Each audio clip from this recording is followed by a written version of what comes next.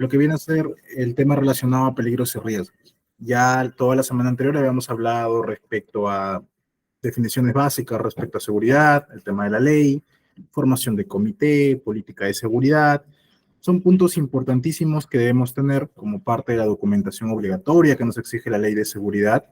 Pero ahora vamos a entrar ya a verificar todo aquello que forma parte de la actividad preventiva, todo aquello que nos va a llevar a establecer correctamente las acciones y mecanismos apropiados para la correcta gestión de los riesgos, para poder asegurar de que no existan accidentes en el centro de trabajo. Recordemos que la finalidad principal en la seguridad viene a ser justamente evitar que ocurran los accidentes o las enfermedades ocupacionales, y para ello tenemos que hacer una buena identificación de peligros y riesgos. Bien, así es como en la clase del día de hoy vamos a hablar acerca de lo que es la matriz IPER-C. La matriz IPER-C, o la matriz IPER, es un documento para identificar los peligros y evaluar riesgos en los que dentro de la actividad operativa y también los controles existentes, que vienen a ser resultado de la evaluación del riesgo y la evaluación del riesgo no aceptable también, lo que me va a dar como resultado la implementación de medidas de control respectivas a estos riesgos, para mitigar estos riesgos. Bien, este es más o menos el esquema que vamos a seguir para una correcta identificación de peligros y riesgos. Vamos a categorizar el riesgo en 5 niveles, dentro de los cuales vamos a determinar cuáles son riesgos significativos y riesgos no significativos. Los no significativos van a ser aquellos que significa que permite que mi actividad siga funcionando, que no hay un riesgo mayor al personal, que lo exponga demasiado, que le ocurra un accidente, mientras que el riesgo significativo, al contrario, es un indicador que me está alertando que si sigo con la actividad tal cual como estoy, sin ningún tipo de control, puedo tener un trabajador accidentado. Por lo tanto, debería volver a reconsiderar mi actividad o debería considerar también dejarla de hacer. Vamos a medir también en base a estos índices de probabilidad y luego vamos a hablar acerca de jerarquía de controles. Bien, es muy común que respecto a matriz IPER, este es un tema que se tiene que manejar tanto a nivel de supervisión, a nivel de planificación de la actividad preventiva, pero también es muy importante que el personal de campo, el personal técnico, el personal que hace las operaciones, incluso el personal administrativo, lo conozca, lo haya aprendido y sobre todo lo entienda. Yo he visto muchas veces que la matriz IPER-C se maneja de manera muy mecánica. Es un requisito obligatorio que todos debemos cumplir y se suele difundir bastante el personal. El personal va, participa en las capacitaciones, firmó solicitud de asistencia, registró, pero te vas a campo, te vas a la actividad y en realidad simplemente sabe que existe y no lo sabe interpretar. Es por ello que tenemos que asegurar que el personal pueda entender, pueda comprenderlo. No necesariamente sabérselo de memoria, porque saberlo de memoria es una actividad bastante tediosa. Tal vez no imposible, pero sí viene a ser muy complicado y va a tomar mucho tiempo. Pero por lo menos el personal debe saber interpretar cada cosa que estamos poniendo y por lo menos debe saber diferenciar qué es un riesgo y cómo hemos llegado a tal nivel de evaluación. Bien, es lo que vamos a ver el día de hoy en esta clase. Esta matriz es muy importante porque es la base a través de la cual yo voy a establecer todas mis actividades preventivas. Absolutamente la mayor parte de las actividades en seguridad van a derivarse de lo que yo identifique en esta matriz IPER. Por ejemplo, yo quiero elaborar un procedimiento de trabajo, ¿ok? Lo voy a hacer en base a lo que identifique en mi matriz IPER-C, porque se supone que en esta matriz yo he identificado las actividades que voy a hacer, ya vi qué peligros y qué riesgos tiene, ya sé qué controles debo considerar y esos controles se van a trasladar a mis procedimientos. Entonces, mis procedimientos van a estar muy relacionados con esta matriz IPER. Mis procedimientos obedecen a los peligros y riesgos que estoy identificando. Por lo tanto, mis procedimientos se derivan de esta matriz IPER. Mis capacitaciones. Una vez que identifiqué peligros y riesgos, yo tengo que considerar qué tipo de formación le voy a dar al personal, en qué debo capacitarlo, qué debo enseñarlo, en base a qué riesgos debe él estar preparado para tener una emergencia, para poder saber cómo actuar. También necesito mi matriz IPER-C. La determinación de los CPP.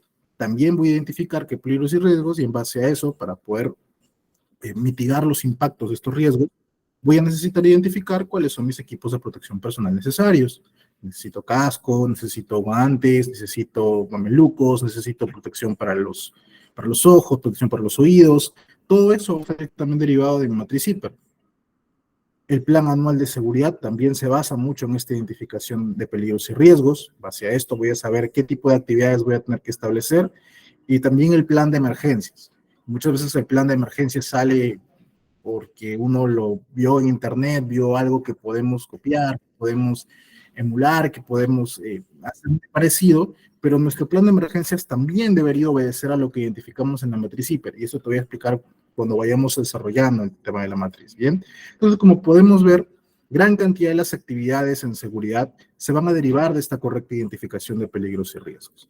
El día de hoy, yo voy a tratar de explicarte cuál es la diferencia que podemos encontrar entre peligros y riesgos, y de qué manera poder hacer una correcta evaluación de estos peligros y riesgos, de manera que estemos completamente preparados para poder pasar tanto alguna inspección como para poder implementar correctamente las medidas preventivas necesarias. Todo eso tenemos que considerar cuando estamos identificando peligros y riesgos. ¿Bien? Lo primero que tenemos que conocer respecto a la matriz HIPER, una vez que vayamos a iniciar con todo este proceso, es saber diferenciar los peligros y riesgos. Muchas veces se les confunde como algo muy similar, como algo igual incluso. Uno habla de el peligro de la caída o el riesgo de la caída y consideran que es casi lo mismo, o al menos se dan la idea de que es muy parecido. La idea podría ser muy cercana, pero en realidad son conceptos diferentes. Cada uno tiene sus propias características. El peligro, según la norma ISO 45001, está definido como la fuente con un potencial para causar daño y o deterioro de la salud.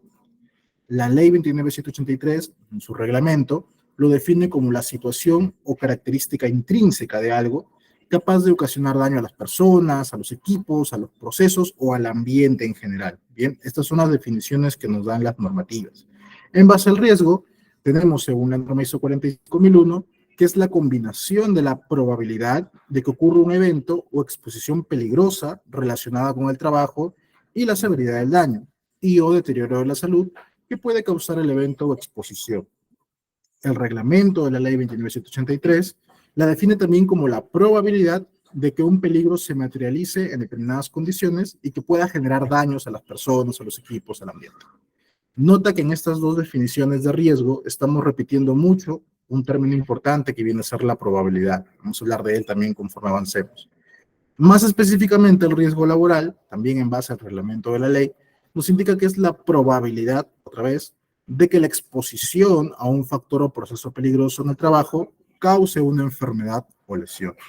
Estas son las definiciones que nos da la normativa.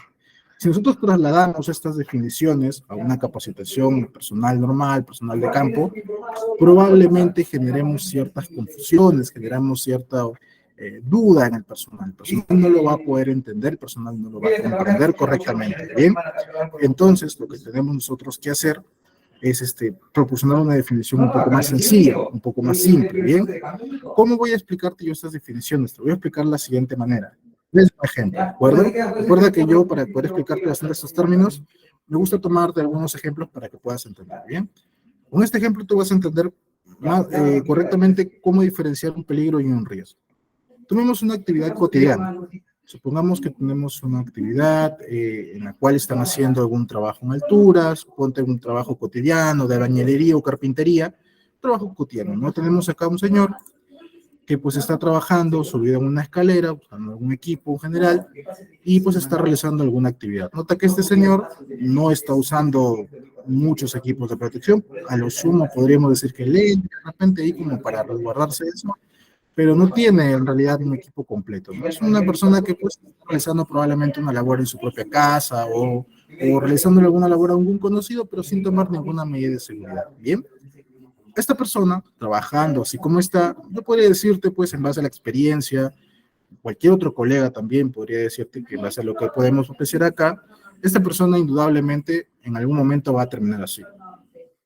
Así de la nada, o sea, está trabajando así y así en las condiciones en las que está trabajando, esta persona puede terminarte así, de esta forma.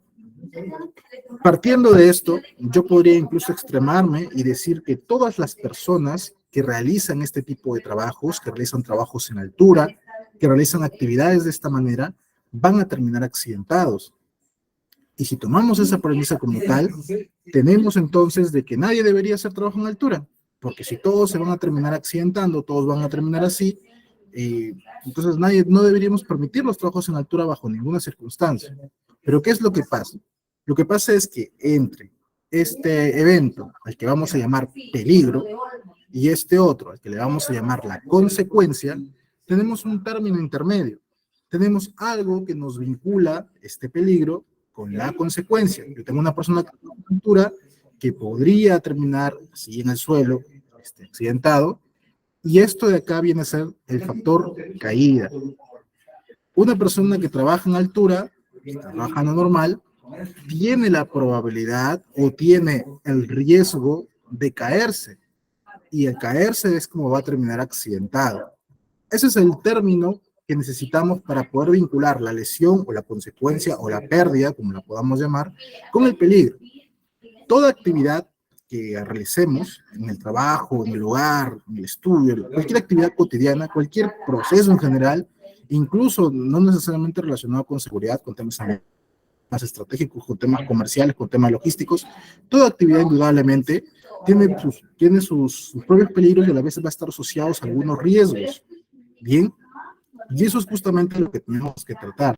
Intrínsecamente toda actividad siempre tiene algún peligro inherente y este peligro va a ir asociado a un riesgo. Este riesgo viene a ser la probabilidad de que te vaya a ocurrir algo.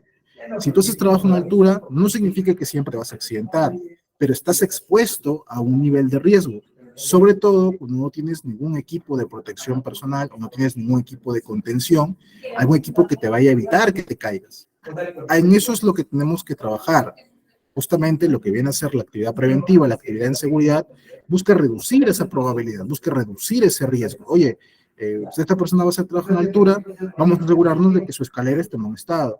La persona va a hacer trabajo en altura, vamos a asegurarnos de que por lo menos esté usando un casco, que esta persona esté trabajando con un arnés de seguridad, una malla de seguridad alrededor. De alguna manera hay que asegurarnos de que esta persona no se vaya a caer, ¿bien? Otro punto a considerar respecto al riesgo es que, aunque vayamos a reducir la probabilidad, teóricamente, bueno, en la práctica, nunca vamos a hacer que ese riesgo, que esa probabilidad se reduzca a cero.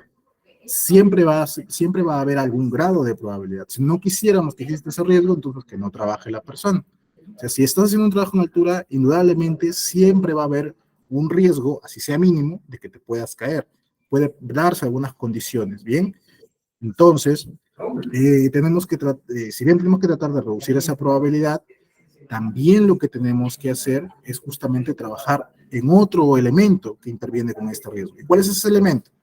En el mismo ejemplo, teníamos aquí una persona que está haciendo un trabajo en altura sin ningún tipo de medida de protección, sin ningún tipo de medida de prevención.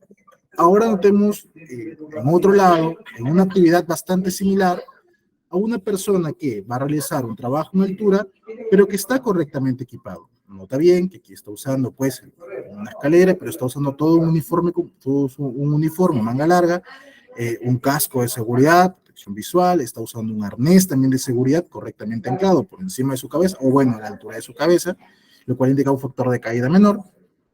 Entonces date cuenta que esta persona está muy bien equipada. Así como está, esta persona es menos probable que se vaya a caer.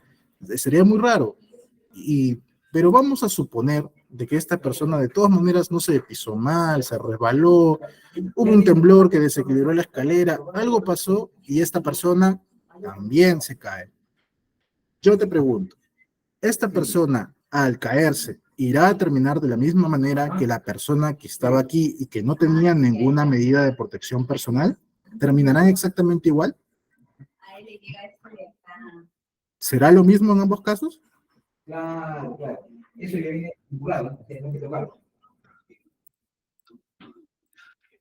No, correcto, no va a ser lo mismo, porque esta persona, como ya tiene todo un equipamiento consigo, lo que va a hacer es que va a terminar probablemente así, suspendido, ya que está usando un arnés, probablemente termine así colgado. Ojo, no significa que esté completamente seguro, ¿no? Si conocen del trabajo en altura, los riesgos de caer en altura, también saben que una persona que está usando un arnés puede terminar asfixiándose por su propio arnés, dependiendo del tiempo que esté suspendido, ¿no? Tenemos que rescatarlo, brindar el rescate lo más antes posible. Entonces hay que tener en cuenta también eso, ¿correcto?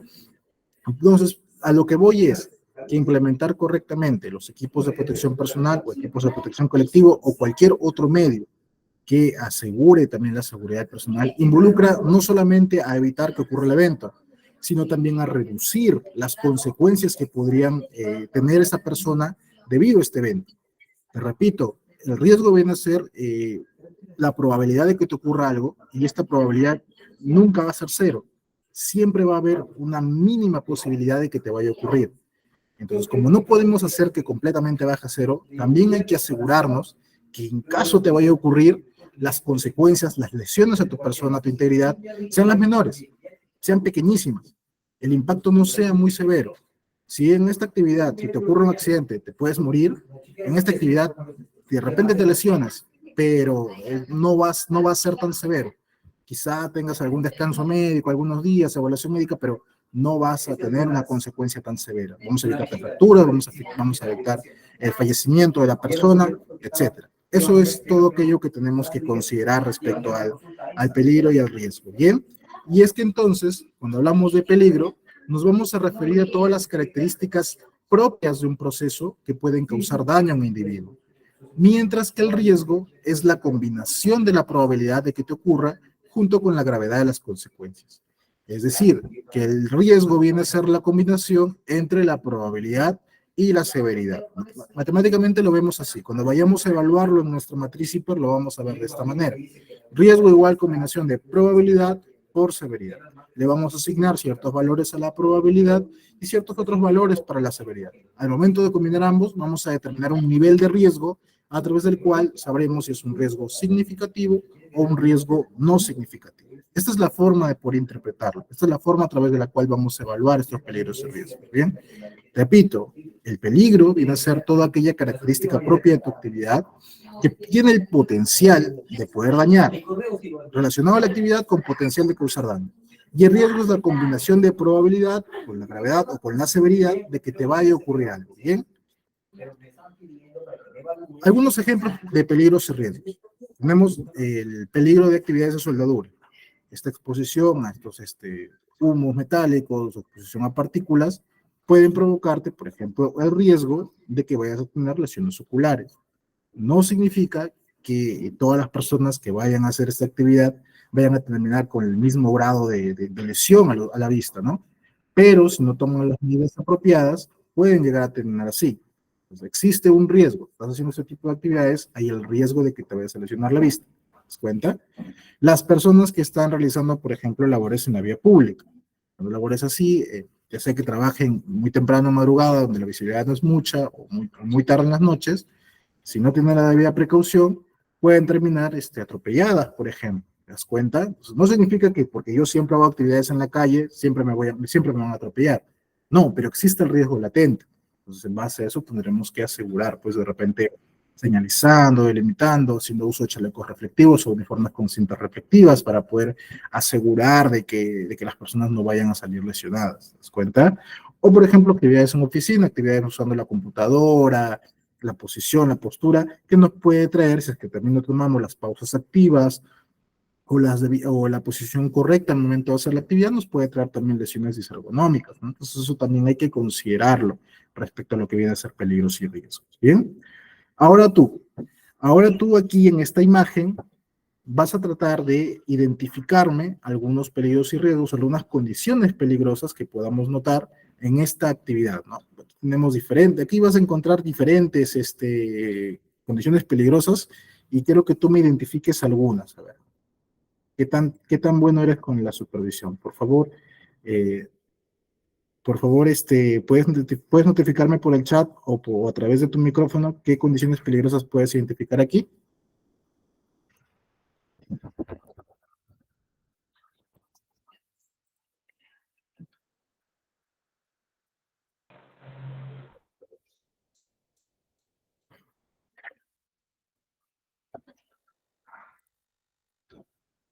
Ok, por ahí veo un riesgo ergonómico. ¿Qué actividades podemos encontrar aquí que son peligrosas? Yo te muestro una. Aquí, por ejemplo, el señor que está aquí en el montacarga de manera muy temeraria, que podría caerse, podría ocasionar un accidente. No sabemos si este equipo realmente sea para cargar personas, probablemente sea solamente para cargar material. Podría ocasionar un accidente, ¿te das cuenta? ¿Qué otro riesgo podemos considerar? Por ejemplo, aquí, esta persona que está cargando el barril en una muy mala posición. Nota cómo está aquí su columna. A la larga puede generar un riesgo ergonómico, puede generarse hasta lesiones en la columna. ¿Qué otros podemos identificar? Ok, muy bien, los que están bajando de las escaleras, falta de PPs, botellas en las gradas. Muy bien, correcto, sí veo que lo están viendo. Aquí tenemos una persona que, como puedes ver, está completamente distraída y puede también caerse en esta escalera, no es muy alta, pero también puede rodarse y puede lesionarse, puede ocasionar un accidente. Aquí esta escalera que se encuentra en mal estado, eh, está aquí también, vista y paciencia de todos, puede ocasionar también un accidente, es una condición insegura, las personas deberían retirarla o al menos señalizar o delimitar que esta escalera no sirve, ¿bien? Aquí, como bien mencionaban, hay una botella aquí en la escalera y aparte esta escalera que está aquí no tiene barandal. En una mala maniobra, las personas podrían caerse por el costado. Entonces, es un aspecto también a considerar. Aquí tenemos un clavo salido en una de estas maderas, puede ocasionar un accidente, por experiencia te puedo decir que es bastante doloroso. Aquí también tenemos una persona que está cargando unas cajas por encima de su vista, entonces no puede ver apropiadamente por dónde va, eso también es una condición peligrosa, eso también puede ocasionar un accidente. Aquí también esta persona cargando las cajas de manera muy similar a la postura y aparte está en una rampa que no está en buen estado, eso también puede ocasionar un accidente. Del mismo modo, apilar cajas mal apiladas van a ocasionar que se caigan y pueden lastimar a una persona cuando esté pasando. Aquí los señores que están conversando, distraídos, que aquí te pongo una de dos. Primero, son trabajadores y no están prestando atención a las actividades y la falta de concentración, distraerse, conversar durante el trabajo puede ocasionar un accidente también, no estar concentrado. O lo segundo es que estas personas realmente no trabajan en la empresa, son, no sé, visitantes, proveedores, público en general, y están demasiado cerca a la actividad. Esto, al no poner un filtro entre las personas que pueden o no pueden ingresar a las actividades de la empresa, puede ocasionar que si se accidentan, la empresa tenga consecuencias severas, se le conoce como daño a terceros. Hay que asegurar también de que las personas correctas, las personas idóneas, participen dentro de la actividad o puedan estar dentro de la empresa. ¿Bien? Y aquí también pues un manchón de aceite que puede ocasionar que falta de orden y limpieza puede ocasionar un accidente también. Del mismo modo, como podemos identificar peligros y riesgos en actividades operativas, en actividades de campo, también los podemos identificar en actividades administrativas, en una actividad en una oficina normal. ¿Cuántas veces no hemos visto situaciones similares como las que tenemos aquí? ¿Alguno de ustedes puede identificarme en esta labor de oficina? Veo por el chat que han puesto muchos otros peligros y riesgos en el anterior. Me parece bastante bien. Me parece muy bien. Veo que sí tienen bien determinado el tema de la habilidad para poder identificar esos peligros y riesgos. Basura en el piso, sí, es uno de ellos. ¿Qué más? Hay muchos riesgos que son bastante cotidianos incluso. Por ejemplo, en primer lugar, nuevamente, ¿no? Aquí tenemos una mala posición para poder cargar las cosas o poder agacharse. Recuerda siempre que tu espalda debe estar erguida. No puedes arquearla de esa manera. Aparte de eso, nota que esta ventana está abierta de par en par. En el momento que levante su cabeza, esta persona probablemente se vaya a lastimar, se vaya a golpear. Dependiendo de la severidad, también podría ser una lesión mayor o una lesión bastante leve. Bien. Aquí tenemos también sobrecargas en los tomacorrientes. Te cuenta que hay muchos equipos conectados, no hay no está bien delimitado el tema del cableado, esto también puede ocasionar un accidente eléctrico, un incendio. Aquí nuevamente personas cargando cosas por encima de su vista sin ayuda de nadie, esto puede ocasionar también que se accidenten, se tropiecen, como podemos ver aquí la basura en el piso. Personas subiéndose en las sillas para alcanzar esta estantería, pero estas sillas no son completamente seguras para poder ascender. Te das cuenta, son sillas con ruedas, son sillas que se deslizan. Un mal movimiento, una mala maniobra, esta persona se va a tirar de cara contra su propio escritorio. Entonces, también puede ocasionar un accidente. Aquí, como podemos ver, también bebidas derramadas por ahí, no hay no hay un correcto orden, no hay una correcta limpieza, un correcto aseo de las oficinas. Aquí tenemos personas con sobrecarga de trabajo también y al mismo tiempo con dificultades para poder hacer sus actividades. Nota que está ante una ventana y aquí le da de lleno el sol. No se puede concentrar propiamente porque el sol le impacta directamente, evita que pueda ver, y está constantemente así, que no puede ver. No hay persianas, no hay manera de evitar que el sol le pegue de lleno, ¿de acuerdo? Entonces eso también va a dificultar su actividad. No da la correcta iluminación para que él pueda trabajar con normalidad. Colocar bebidas cerca a las computadoras, a los equipos eléctricos, esto es algo que probablemente muchos habremos hecho en alguna oportunidad, también es una condición que nos puede generar un accidente. Aquí tenemos un extintor que está muy arriba, si bien está instalado, está muy arriba. Imagínate que es una persona pues no tan alta, una persona más o menos bajita, no va a poder acceder a ese extintor. La idea es que el extintor esté a disposición de todos, ¿no? Que esté a la altura apropiada para que todos podamos acceder a él. Aquí nuevamente falta orden y limpieza, sobrecarga de trabajo. Aquí nuevamente cajones, mala posición al momento de agacharse, puedes lastimarte al momento de levantarte. Cosas apiladas por encima, entonces todo eso lo vamos a considerar como una condición peligrosa. Bien, volviendo al tema de la matriz CIPER, ¿qué requisitos nos da la ley respecto a nuestra matriz? Bueno, en el reglamento de la ley de seguridad, en su artículo 77, nos menciona que la identificación de la matriz se tiene que dar por cada puesto de trabajo, en consulta con los trabajadores y sus representantes, tiene que considerar condiciones de trabajo previas o existentes, características personales o estado de salud conocido, la legislación vigente aplicable a esos peligros y riesgos relacionados al ambiente de trabajo, junto con los controles y la vigilancia de la salud respectiva. Bien, todo esto era lo que nos indicaba la ley de seguridad, el reglamento de la ley de seguridad en el artículo 77. Esto era hasta hace unos años.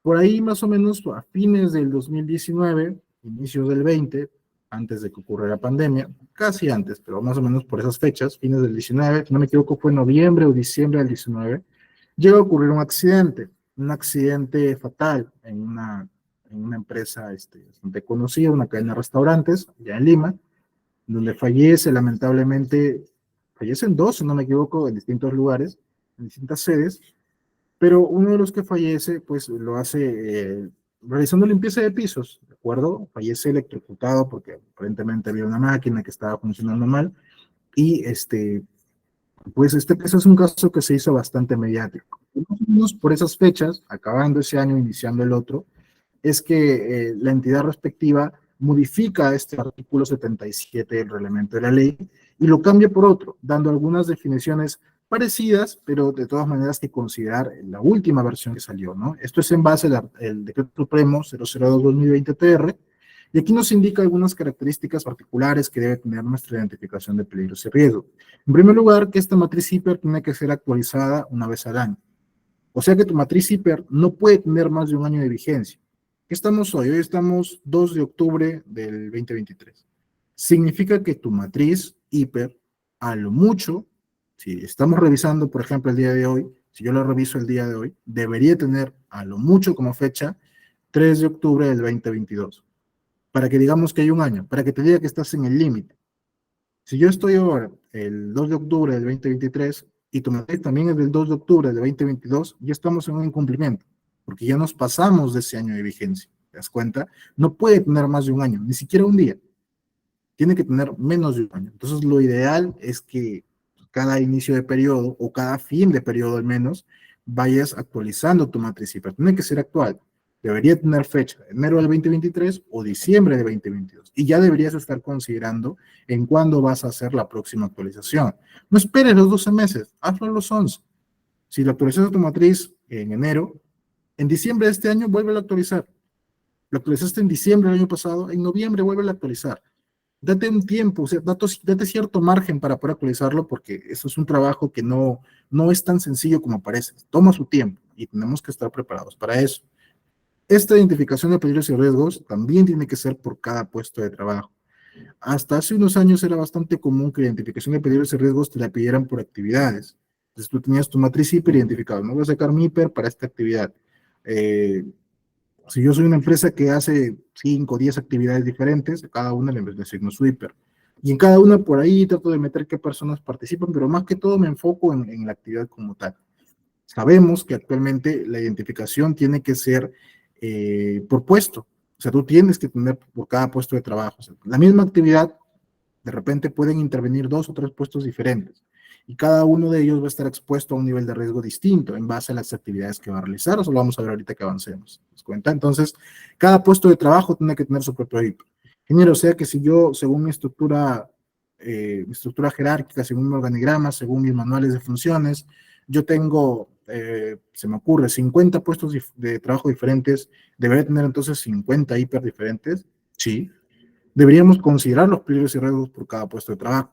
Por ahí que algunos van a ser muy parecidos. Por ejemplo, los hiper de, se me ocurre una secretaria con un contador, quizás, si bien sus funciones son completamente diferentes, cada manejan niveles de responsabilidad distintos, a la larga, el tipo de actividad que realizan son actividades de oficina, no van a realizar de repente viajes, no van a realizar otro tipo de actividad operativa, quizás por ahí alguno de ellos maneje bancos, quizás tengan que hacer visitas a proveedores, de repente, pero van a ser muy similares en algunos aspectos. Entonces vamos a evaluar en base a eso. Así es como vas a tener que algunos hiper se parecen con otros o van a manejar peligros y riesgos similares, pero cada uno debe tener su propio hiper. Y si viene la entidad inspectora, en este caso es una FIL, a revisarte esa identificación de peligros y riesgos, va a tener, te va a pedir por cada uno de ellos y te va a pedir evidencias de que le has entregado o que conocen sus peligros y riesgos cada una de estas personas. Que le entregaste al momento que entró a trabajar contigo, lo capacitaste, le diste la inducción y le diste a conocer sus peligros y riesgos o le entregaste una copia de su matriz hiper. De cierta forma hay que acreditarlo. Así como te hablaba respecto del reglamento interno de seguridad, quizá no se lo entregaste impreso o en físico, pero al menos una copia digital le diste y acreditaste que esta persona realmente lo recibió, mediante un cargo de entrega, mediante algún documento, una carta, un compromiso, de alguna forma. Bien. También es muy importante considerar que tu matriz hiper tiene que realizarse en consulta con los trabajadores y sus representantes, o sea, con el comité. Género con el comité es más sencillo porque yo, bueno, yo actualizo mi hiper, en general se hace así, soy un profesionista de riesgo, soy un supervisor de seguridad, actualicé mi hiper, me mandaron que actualice mi hiper, ya está, lo actualicé muy bien, quedó muy bonito, se lo pasé al comité, lo mandé al comité, y el comité, bueno, lo revisó y dijo, ya, está bien, pasó, listo, ya aprobado. Perfecto, muy bien. Es en consulta con los representantes. Pero aparte, la entidad fiscalizadora te va a pedir evidencia de que esta matriz hiper la revisaste con los trabajadores. Género, pero el comité los está representando. Sí, y lo aprobó, está bien, pero lo tienes que haber elaborado en colaboración con los trabajadores. Género, yo tengo 100 trabajadores en un mismo puesto. ¿Los 100 tienen que haber participado? Sí. Género, ¿cómo hago? ¿Todos tienen que firmarme la hiper? Sí. Género, pero no va a haber espacio para poner las 100 firmes. Yo lo sé. Entonces, una manera de poder cumplir con esta parte de la normativa es, por ejemplo, los reúnes a todos, una reunión o capacitación, les indicas, ¿no? Señores, ¿sabes qué? ¿Saben qué? Vamos a revisar la matriz hiper de sus actividades, puesto de trabajo, tal. Entonces, en estas actividades nosotros tenemos como base el siguiente hiper, les explicas el procedimiento de hiper, ¿no? El hiper lo tenemos así, esto es un peligro, esto es un riesgo, evaluamos de esta manera, así ponemos probabilidad, así severidad, los controles son estos, etcétera. Y los capacitas, le das a conocer, y si gustas usar la misma matriz que ya has tenido previamente, y les indicas, no, esta es la matriz. Ustedes consideran que está bien, está mal, falta algo, y ellos tienen que participar, ¿no? De repente ellos están completamente de acuerdo, pueden decirte, bueno, yo creo que está bien así. De repente están apurados y ya se quieren ir, no quieren tomarse ese tiempo para revisarlo, también pues suele ocurrir. No sería lo ideal es que los motivemos a que sí participen, porque viene a ser parte de su propia actividad de ellos, y viene a ser para prevención de accidentes de ellos mismos, pero puede ser que no les interese tanto, o puede ser que estén completamente de acuerdo, o quizá lo van revisando más adelante, conforme se desarrollen las actividades. Puede ocurrir. Está bien. Entonces los reúnes, le das la charla, le das la capacitación y les haces firmar un registro de asistencia, una lista de asistencia. Bueno, ¿sabes qué? Los 100 van a firmarme esta lista de que estamos participando. Van a poner su nombre, su firma, su DNI. Y en el asunto le pones elaboración de matriz hiper de puesto tal, o actualización de matriz hiper de puesto tal. Y ya está. De esa manera, si la entidad fiscalizadora viene y te dice, bueno, ¿este hiper lo has elaborado con los trabajadores? Sí. Pruebas. Aquí está una lista de asistencia, en la cual indicamos, aquí están mis 100 personas, que ellos han participado en la elaboración. Si gustas, le dices que le pusiste la propuesta, si quieres no, le dices, bueno, en coordinación con ellos los hemos trabajado ahí están sus firmas, todos han estado de acuerdo. Ah, muy bien. Y aprobado por el comité también, aquí está, aprobación de comité, su firma de comité y el acta de reunión de comité donde lo aprobaron. Ahí está. Y con eso estarías cumpliendo, ¿te das cuenta? Y género, y si entra una persona nueva, y ya tu hiper ya está ahí, no significa que la vas a volver a actualizar, ¿no? Lo que tendrías que hacer en ese caso sería dar constancia de que esta persona lo ha recibido el hiper. Bien, ahí sí tendrías que, pues, prácticamente como que nivelar a esta persona. Ellos ya están con el hiper prácticamente elaborado, a esta persona nueva tienes que capacitarla respecto al hiper. Bien, estos son algunos requisitos a tener en cuenta respecto a tu hiper. Este hiper tiene que considerar actividades rutinarias y no rutinarias, y también las situaciones de emergencia. Vamos a hablar de ellas conforme adelantemos. Las condiciones de trabajo previas o existentes que hayan ocurrido, ¿bien? Relacionados al medio ambiente de trabajo, tienen que ser específicas al ambiente de trabajo donde se están desempeñando. Tiene que considerar a los trabajadores con discapacidad, factores de riesgo para la procreación, el enfoque de género, la protección de los trabajadores y los adolescentes. Estos puntos también nos los pide la matriz hiper. Factores de riesgos físicos, químicos, biológicos, ergonómicos, psicosociales, todos los factores de riesgo que podrían presentarse. Investigación de accidentes previas, es decir, si has tenido algún accidente, en base a ello se supone que tienes que actualizar tu matriz hiper. Y la vigilancia de la salud también. ¿A qué me refiero con esto? Se supone que tu hiper tú lo vas a actualizar por lo menos una vez al año. Condiciones de trabajo, relaciones al medio ambiente de trabajo, condiciones de trabajo previas existentes. Me refiero a que si tu hiper obedece a un proceso que se realiza de cierta forma, y este proceso le metiste nueva tecnología, le metiste una nueva estación de trabajo, cambiaste la metodología de hacerlo, tienes que elaborar un nuevo hiper que obedezca a esa nueva metodología, a ese nuevo cambio en el trabajo. Investigación de accidentes. Si te ocurrió un accidente, indudablemente tu hiper tiene que actualizarse. Pero ingeniero, el hiper de repente no tiene que ver. Tal vez, eso lo determinaremos al final en la investigación, pero tu hiper sí tiene que cambiar, porque se entiende de que si tuviste un accidente, algo en tu identificación de peligros y riesgos falló.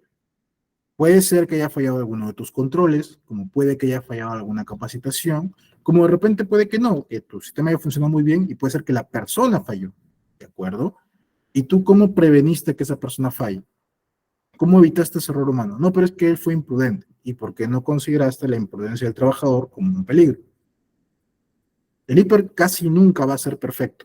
Siempre se va a encontrar algo que tenemos que mejorarle, que tenemos que actualizarle, que tenemos que cambiarle, que tenemos que añadirle, sobre todo. Más que retirarle, que añadirle. Y es parte también de cómo lo entiende la entidad fiscalizadora. Entonces, siempre que te ocurra un accidente, siempre indudablemente tu hiper va a tener que cambiar. Bien, la vigilancia de la salud también, por el tema de resultados que tengas sobre alguna enfermedad ocupacional que haya ocurrido, muy parecido al tema de accidentes también. Y la parte de factores de riesgo, sobre todo porque esto va a obedecer cuando tú realizas tus monitoreos ocupacional. Cada vez que se realizan los monitoreos, se identifican algunos factores de riesgo que tenemos que considerar también previamente para poder incluirlo dentro de la matriz hiper. Bien. Este es un formato referencial que yo te traigo respecto a la matriz hiper. Aquí, como podrás ver, este formato te lo he pasado con la señorita Elizabeth. Identificamos pues cada puesto de trabajo, su proceso o actividad que vienen a realizar, las tareas. Entiende que cada proceso o actividad tiene tareas diferentes. Bien, un proceso puede tener distintas tareas, distintos pasos para poder realizar o distintas actividades relacionadas para poder cumplir su proceso o actividad en general. ¿Te das cuenta? En este caso, por ejemplo, hemos considerado estas dos. Aquí, como puedes ver, estamos considerando si el trabajo lo realizan trabajadores masculinos o femeninos y si lo realizan adultos o adolescentes. De esta manera, estaríamos prácticamente abordando puntos que me están indicando en el tema de la normativa. Bien, y aquí también consideramos las actividades que son rutinarias, no rutinarias o de emergencia. ¿Se cuenta? Ingeniero, ¿cuál es la diferencia entre este tipo de actividades? ¿Cómo lo podemos determinar? Bien, para entender esto, tienes que saber que las actividades rutinarias, si bien no están definidas como tal en la normativa, pero las actividades rutinarias vienen a ser actividades periódicas, actividades frecuentes, actividades que ya planificaste y que sabes que se van a hacer. No necesariamente significa que son actividades diarias o semanales o mensuales. De repente son actividades anuales, quizás. Pero estas actividades ya las planificaste, ya sabes que se van a hacer. Por ejemplo, un mantenimiento. Vas a hacer un tipo de mantenimiento a alguna maquinaria y sabes que esta la vas a hacer una vez al año. Es rutinaria. Bueno, periódica cada año, pero es rutinaria. Ya sabes que la vas a hacer. ¿Te das cuenta? Como ya sabes que la vas a hacer, las condiciones en las cuales se va a trabajar son condiciones controladas. Son condiciones que esperamos que ocurran y son actividades que ya sabemos qué controles estamos estableciendo para evitar que nos accidentemos haciendo ese tipo de actividades. Por otro lado, las no rutinarias son todas esas actividades ocasionales, que te ocurren de repente de manera imprevista o que no ocurren de manera muy frecuente o que obedecen a algún tipo de atención de alguna contingencia que pudo haberse presentado. Por lo tanto, como son ocasionales, como no estamos listos para ella, suelen ocurrir en condiciones no controladas. ¿Te das cuenta? De aquí generalmente se desprenden todas esas actividades que se abordan mediante un ATS, el cual hablaremos al final. Pero es básicamente esta la diferencia. Se supone que toda actividad debería estar considerada en base a su matriz CIPER, ¿no? O sea, toda actividad deberíamos haberle evaluado sus peligros y sus riesgos, pero son actividades que realmente conocemos que vamos a hacer. Cuando nos surge alguna actividad de forma imprevista, entonces se suele hacer un ATS, pero en el caso de la matriz CIPER, podemos también identificarlas y considerarlas como no ordinarias. Y aparte de estas dos, hay otras situaciones que se consideran como emergencia. Estas son situaciones imprevistas también, situaciones que nadie espera que ocurra, que no está dentro de lo contemplado, y generalmente involucran que se active un plan de contingencias. ¿Bien? Esas emergencias están muy relacionadas a este plan de contingencias y sobre todo están también muy vinculadas a todas esas actividades, por ejemplo, como fenómenos naturales, como por ejemplo algún tipo de accidente que ocurre. Entonces, todas esas se consideran como actividades de emergencia. A partir de esas actividades de emergencia es que nosotros vamos a identificar cuáles son los puntos que debemos contar con un plan de contingencia. ¿Te acuerdas que te hablaba al principio que a partir de la hiper vamos a sacar nuestro plan de contingencias también? Porque aquí lo vamos a identificar. Vamos a identificar peligros y riesgos. Algunos de ellos serán en condiciones rutinarias o no rutinarias y algunos de ellos serán en condiciones de emergencia. A esos que identifiquemos condiciones de emergencia, a esos tenemos que ponerle un plan de contingencia. Bien, ¿te das cuenta cómo todo se va vinculando? También tenemos que identificar qué tipo de peligro o qué tipo de riesgo, como lo puedas entender tú, puedan presentarse. Pueden ser de distintos tipos, ¿no? Están los físico-químicos, los que están relacionados con exposición a trabajo en soldaduras, atmósferas explosivas, mecánicos, ¿no? Todo aquello que tenga que ver con atrapamiento, por ejemplo, rotación de poleas, uso de maquinaria, uso de algún equipo, los riesgos eléctricos, por ejemplo, cables energizados en mal estado, tensiones de retorno, etcétera, todo aquello relacionado con la electricidad, los riesgos locativos. Los locativos vienen a ser todos esos peligros o riesgos que son presentes o son propios de un ambiente de trabajo. Por ejemplo, un piso en mal estado, por ejemplo, presencia de ventanas o vidrios sin laminar, presencia de escaleras sin pasamanos o sin cinta antideslizante, todos esos son considerados como peligros locativos. O si haces actividades fuera de oficina, en la vía pública, por ejemplo, presencia de tráfico vehicular, un peligro locativo. No, pero ingeniero, pero si me golpea viene a ser físico. Sí, pero o sea, es propio del entorno de trabajo que exista el tráfico vehicular, por eso es un peligro locativo, propio, es local del ambiente, ¿te das cuenta? Presencia de la delincuencia, por ejemplo, radiación, puede ser un peligro locativo, dependiendo cómo lo vayas a identificar tú. Mucho va a depender de cómo lo identifiques. Peligros químicos, presencia de partículas en suspensión, puede ser polvo, puede ser algún químico de repente que esté en suspensión, teniendo eso también, los gases, los vapores, van a ser parte de los peligros químicos, psicosociales relacionados a todo lo que tiene a ser relacionado a cómo se siente la persona psicológicamente, por ejemplo, el exceso de carga laboral, tiempos prolongados en la jornada, el tema del acoso, el mobbing, la discriminación, todo eso viene a ser considerado parte del psicosocial. Biológicos, presencia de vectores, o sea, todo aquello que te pueda transmitir una enfermedad, tipo el COVID, por ejemplo, la COVID cuando se presentó era un peligro biológico, muchos se estaba considerando. Actualmente algunos ya no lo consideran tanto, más lo consideran en la parte del sector salud, clínicas, laboratorios, ahí lo considera un poco más el tema biológico, o aquellos también que realicen, por ejemplo, atención al cliente, ¿no? Una vez que tienen más contacto con las personas, y por ahí están ya considerando el tema del COVID también. Presencia del dengue, por ejemplo, presencia, no sé, de roedores, arañas, dependiendo del tipo de actividad que realicen, pues, ¿no? Y también el entorno donde se encuentran. Peligros ergonómicos, posturas forzadas, repetitivas, de repente, levantamiento de cargas, todo eso viene a ser parte del riesgo ergonómico. Y físicos también relacionados sobre todo al tema de lo que son vibraciones, ruidos, eso forma parte de lo que es peligro físico. Nota que todo lo que está a la mano izquierda son peligros que pueden provocar accidentes de trabajo, mientras que los que están acá a la derecha provocan enfermedades ocupacionales. Date cuenta que dependiendo del tipo de peligro o riesgo, vamos a tener que pueden ocasionar consecuencias distintas. Algunas relacionadas con la seguridad, otras más relacionadas con el tema de la salud. Bien, entonces luego pasamos a identificar nuestros peligros y riesgos. Recuerda, ¿qué era un peligro? Todo aquello que es inherente a la actividad. Ojo que te lo estoy definiendo de nuevo, no te vayas después a equivocar en tu examen. El riesgo, ¿qué viene a ser el riesgo? La combinación de probabilidad con severidad de que ocurra un daño.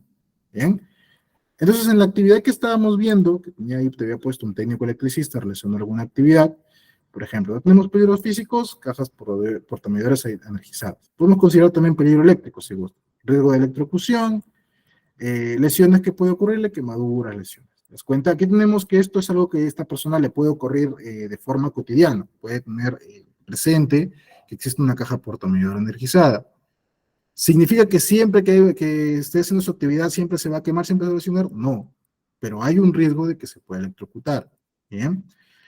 Uso de herramientas, objetos punzocortantes. También puede tener contacto con objetos filosos de punzocortantes. ¿Qué lesiones? Cortes, golpes, hemorragia. Entonces, te das cuenta si vamos identificando el peligro y el riesgo asociado. Bien.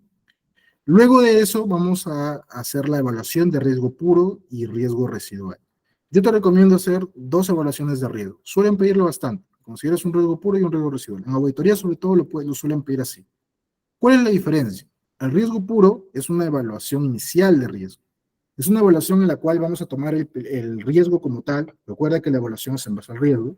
El riesgo como tal, en el caso que no tenemos ningún control establecido, es un nivel máximo de riesgo. O sea, si yo tengo esta actividad y tengo este riesgo inherente a esta actividad, a este peligro, el peligro de esta actividad, ¿cuál es el riesgo máximo que voy a tener si es que no tuviera ningún control? Si es que no hubiera capacitación, si es que no hubiera procedimientos, si es que no hubiera PP, nada. Entonces, este es mi nivel máximo.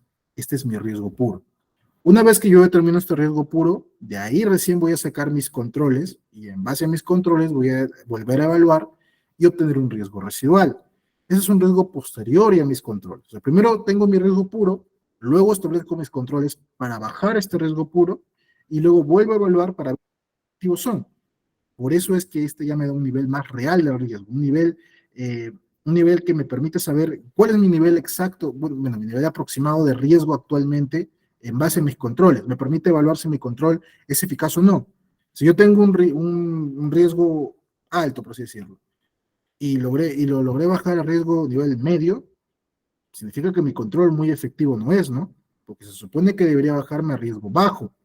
Si bajó a riesgo bajo, entonces mi control fue eficaz. Y este es mi nivel real de riesgo. Si salió a nivel medio, probablemente tenga que hacer algo más. Entonces me va a permitir también servir de base para tomar más decisiones. Mi control es este y el nivel de riesgo lo bajé solamente a nivel medio. Entonces significa que algo me está faltando. Algo más tengo que implementar. Entonces ahí me permite saber qué cosa más me falta añadirle. ¿Qué debería, algún tipo de programa, algún tipo de nuevo equipo que tengo que implementar?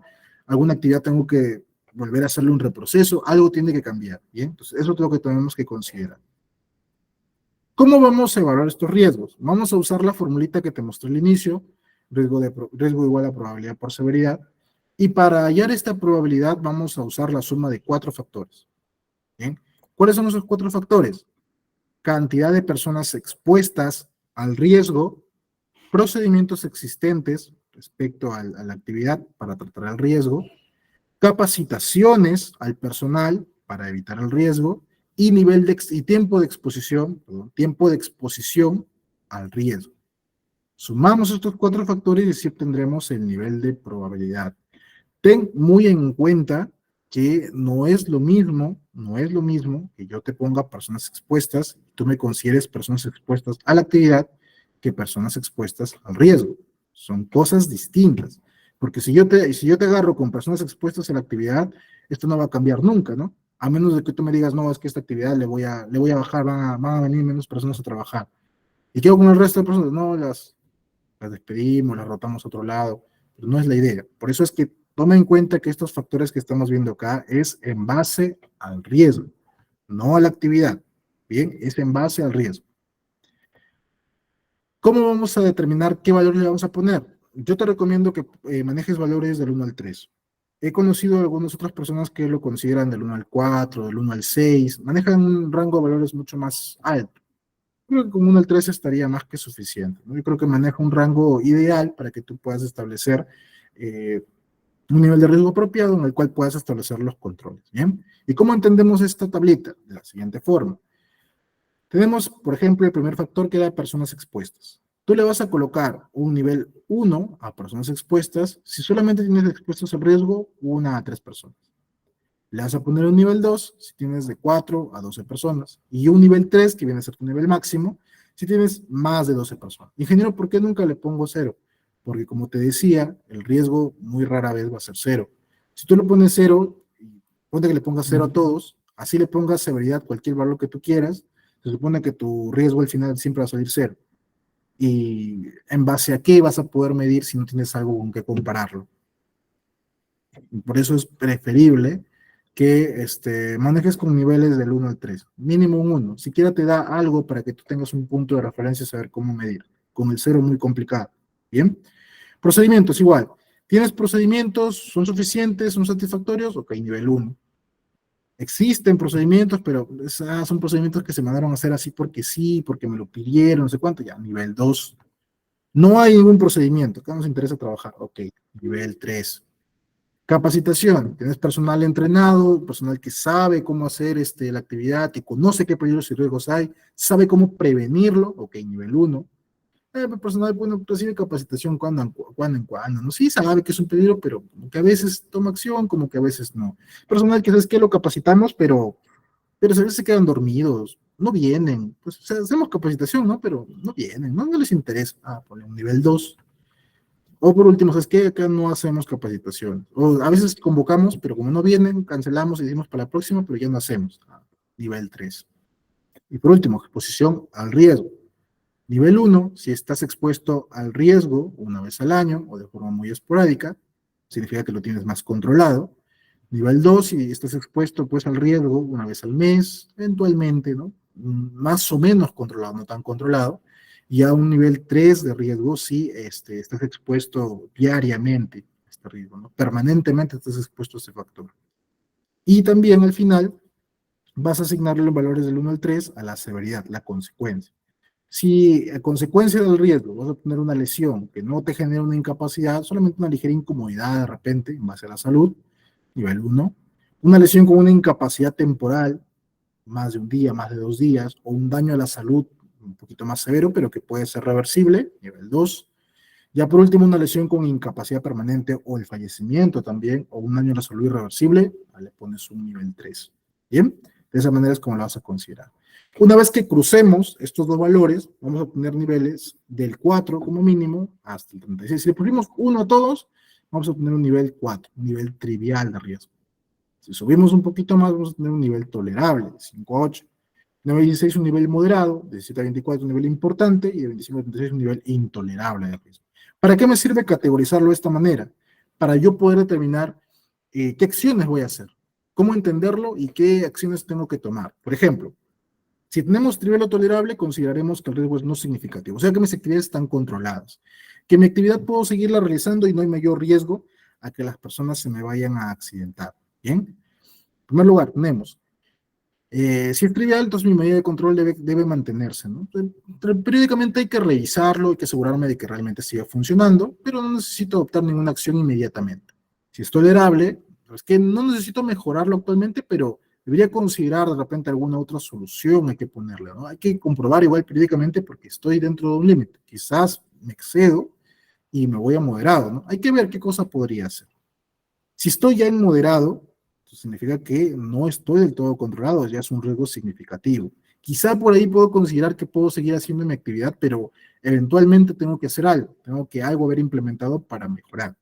Si estoy ya en un riesgo importante o intolerable, ya estoy en un nivel de riesgo en el que me indica de que puede mi trabajador accidentarse, que algo puede salir mal, y si sale mal, hay más probabilidad de que esta persona se vaya a accidentar, y aparte de eso, poniendo que tenemos mala suerte y se accidente, hay más riesgo de que esta persona se lesione severamente.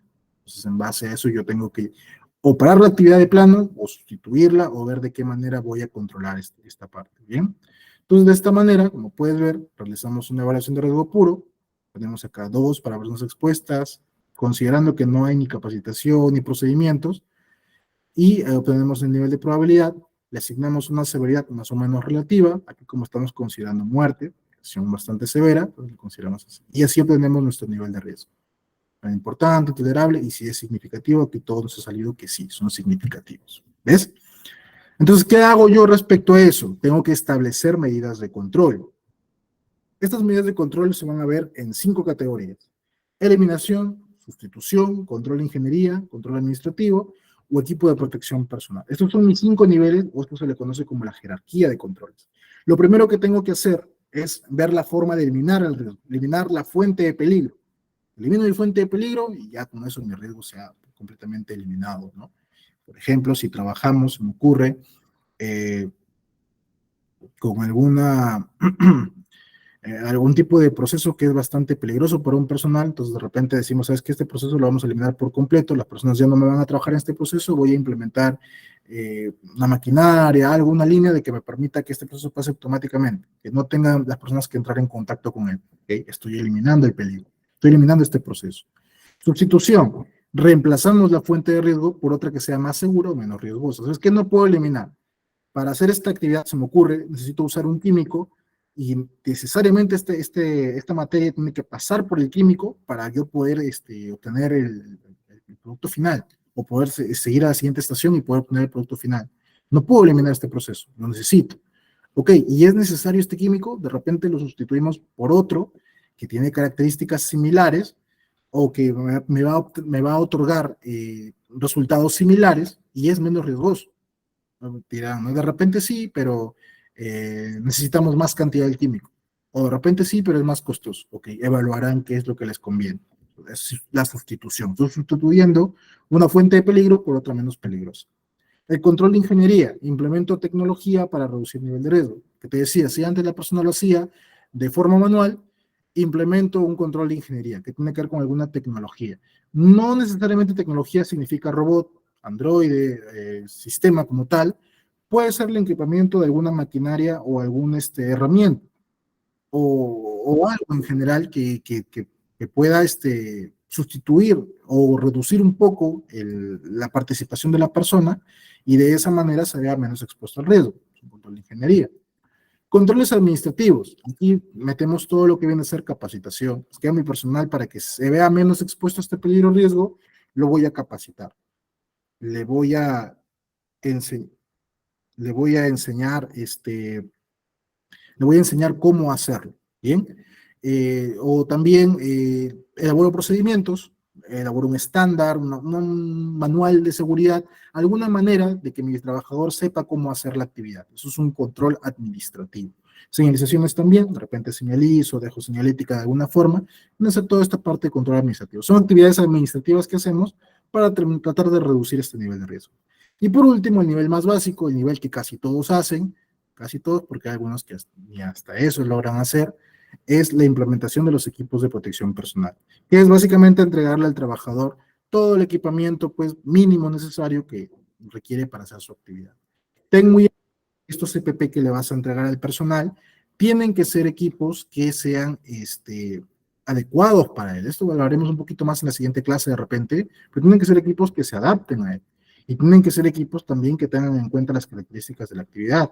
Aquí entramos todo lo que viene a ser calzado, casco, guantes, un traje especial.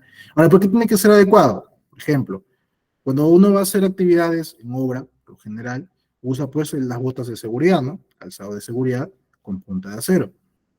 Si es una persona que va a hacer actividades también en campo, también en obra, pero más relacionada con la parte eléctrica, le pondrás unos zapatos con bota de acero, ahí como para que lo pienses, ¿no?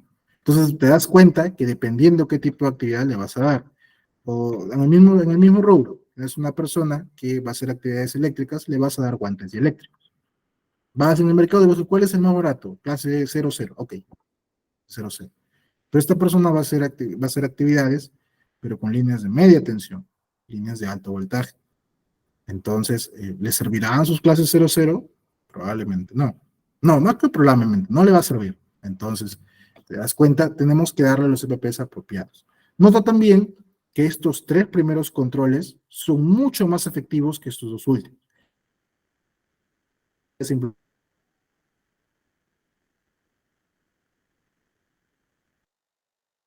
que estos tratan más directamente el peligro, la fuente de peligro, y no dependen tanto de la persona. Son controles que ya establecemos de antemano, y no es que si la persona quiere lo cumpla o no lo cumple, no, porque por sí solos ya van a funcionar. En cambio, estos dos, más que eliminar la fuente de peligro, tratan de contener un poco el riesgo, y dependen mucho de la persona.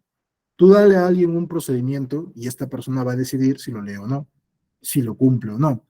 Dale a alguien un casco, un EPP, lo que sea, y depende de esta persona si lo usa o no. Si lo usó, bien. Y si no lo usó, entonces por eso es que los tres primeros son los más efectivos, aunque también suelen ser pues un poco más complicados de por implementar, pero siempre hay que buscar la manera de hacerlo, ¿de acuerdo? Nuevamente, te repito, son los 5 controles. Eliminación y control de ingeniería a veces suelen ir un poquito similares, ¿de acuerdo? Porque una forma de eliminar un peligro, un riesgo, es básicamente implementando algún tipo de maquinaria, sistema, alguna metodología nueva que permita eliminar por completo el riesgo. Entonces, suelen ir bastante relacionados. Sustitución, cambiar algo por otro. Control de ingeniería, que no necesariamente va relacionado a robots, a androides, pueden ser también herramientas, pueden ser equipamientos. Controles administrativos, capacitación, procedimientos estándares, señalizaciones. Y por último, equipos de protección personal, apropiados para el tipo de actividad y a la persona que va a realizar la actividad, ¿de acuerdo? Bien. Entonces, de esta manera, podemos ver aquí en el ejemplo, ponemos pues, aquí estamos considerando solamente administrativos, por ejemplo, y determinamos cuáles son los controles que hemos establecido, ponemos nuestra nueva medición y en base a eso obtendremos un nuevo nivel de riesgo. Aquí salió todo tolerable. Lo hemos vuelto a evaluar y hemos obtenido un nivel tolerable. ¿Qué pasaría si alguno de estos no sale tolerable? Sigue saliendo significativo, sale moderado, por ejemplo. Entonces, si a pesar de implementar mis controles, evalué que mi control no es eficaz, no logré reducir mi nivel de riesgo, entonces tengo que implementar nuevas medidas a través de un plan o programa de gestión. A esto de aquí le conocemos como planificación de la actividad preventiva. Todo aquello que hemos identificado en nuestra matriz CIPER como un riesgo alto, como un riesgo significativo, que no logré bajar con mis controles, entonces todo eso es una planificación de actividad preventiva. Ten mucho cuidado con esto, porque es muy común también que uno evalúa los peligros y riesgos y dice, bueno, acá tenemos este peligro, este riesgo, me ocurre, ¿no? Estamos en una oficina y tenemos peligros y riesgos de que tenemos una mampara o personal trabajando cerca de una ventana grande, que no es de vidrio templado, vidrio normal, y yo le identifico, ¿no? Peligro riesgo, algún sismo de repente o alguien puede tirar una piedra, se puede romper y los vidrios pueden lastimar a la persona, ¿de acuerdo? ¿Qué controles tenemos? Controles, bueno, no tenemos nada. Bueno, ¿hay manera de reubicar a la persona a otro sitio? No, y no hay espacio. Además, este es el único punto que está conectado. Ya, de acuerdo, no hay punto, está bien. Entonces, ¿algún control que tengamos? No, pero yo creo que de acá al otro mes lo mandamos laminar estos vidrios. Ponlo una vez ahí, vidrios laminados. Ponlo ahí. Ponlo. No, aguántate. No tienes ese control. No, sí, pero lo vamos a hacer de acá. La otra semana yo lo llamo y viene. Ya, yo lo pongo. Y si no viene, y el que viene es el inspector de Sunafil, ¿qué va a pasar? Lo va a revisar y va a decir, tú tienes acá estos vidrios laminados, pero uy, yo no lo veo laminado. No, es que ya van a venir a hacerlo. No, pero tú estás mintiendo entonces en Twitter, porque me estás poniendo que están laminados y no lo están. Entonces, esto es una observación. No estás cumpliendo tus propios controles. Por eso es que es preferible que si tienes un control, no le pongas controles. O sea, igual tu riesgo residual saldrá igual al riesgo puro, y de ahí vas a desprender algún programa de acción, una planificación de actividad preventiva, donde establecerás, ¿no? Tal fecha se va a colocar vidrios laminados. Necesitaré tantos recursos, tal persona va a ser la responsable de verificarlo, y ya siquiera está ahí. Cosa que si viene el inspector y dice, oye, este de acá me dice que está a un nivel alto y no hay control. No, sí, pero aquí está mi plan de actividad preventiva. Bacán. Ya lo cumpliste, ahí viene el otro punto. Que si está el plan, tienes que haberlo cumplido, tiene que haber evidencia de que se cumplió.